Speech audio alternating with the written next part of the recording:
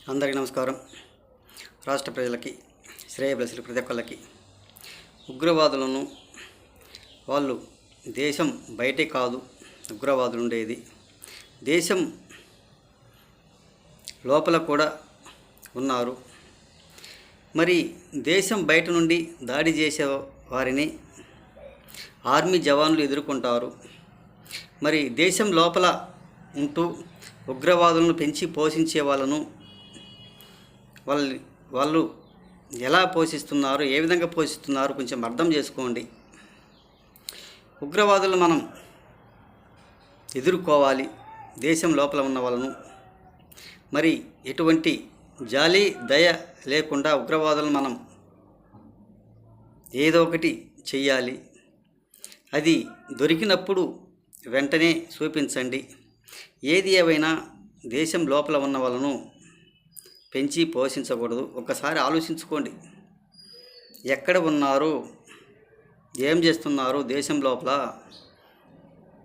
ఎవరు తరపున ఉంటున్నారు, వాళ్లకు బాధ్యత ఎవరు వహిస్తున్నారు అనేది కొంచెం ఆలోచించుకోవాల్సిందిగా కోరుచున్నాము. వాళ్ళకు భయం అనేది ఉండాలి. భారతదేశం అంటే భయపడాలి.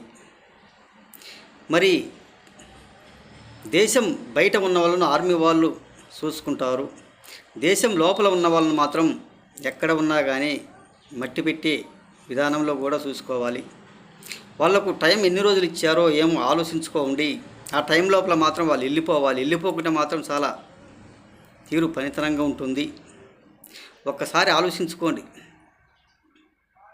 ఏదో కొందరు అంటారంట, ముస్లింలే ఉగ్రవాదులే ముస్లింలు అంటారంట.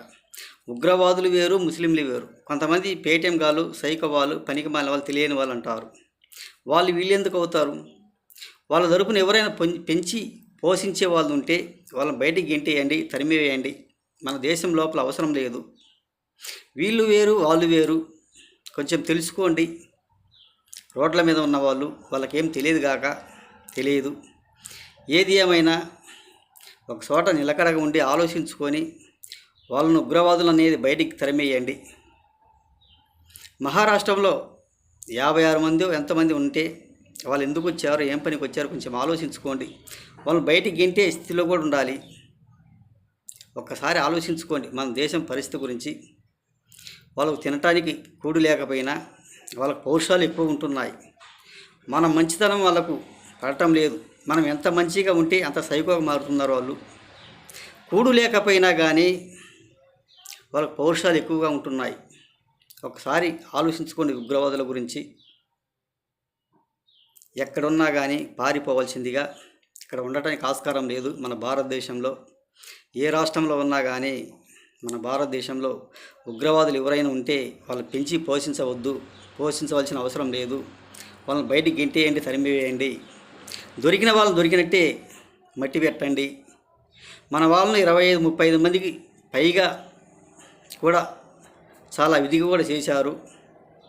దెబ్బలతో ఉన్నారు, చనిపోయారు. ఒకసారి ఆలోచించుకోండి. ఏది ఏమైనా జవాన్లు కానీ, ఆర్మీ జవాన్లు, మన రాష్ట్ర నాయకులు, పాలించేవాళ్ళు, అధికార పార్టీ వాళ్ళు, కూటమి ప్రభుత్వం వాళ్ళు ఎవరైనా కానీ అని తెలియజేస్తూ, ఎక్కడ ఉన్నా కానీ వాళ్ళని తరిమి వేయండి. ఉండటానికి ఆస్కారం లేదు అని తెలియజేస్తూ, వాళ్ళు పెంచి పోషించే వాళ్ళు ఎవరు, వాళ్ళ తరపు ఎవరున్నారు ఏమిటి అని కొంచెం ఆలోచించుకోవాల్సిందిగా. వాళ్ళు ఉండటానికి ఆస్కారం లేదు ఆ ఉగ్రవాదులు అని తెలియజేస్తూ, ఆర్మీ వాళ్ళకి, ప్రతి ఒక్కళ్ళకి, మన కూటమి ప్రభుత్వం పెద్దలకి, ప్రతి ఒక్కళ్ళకి హృదయపూర్వక ధన్యవాదాలు తెలియజేస్తూ నేను సెలవు తీసుకుంటున్నాను.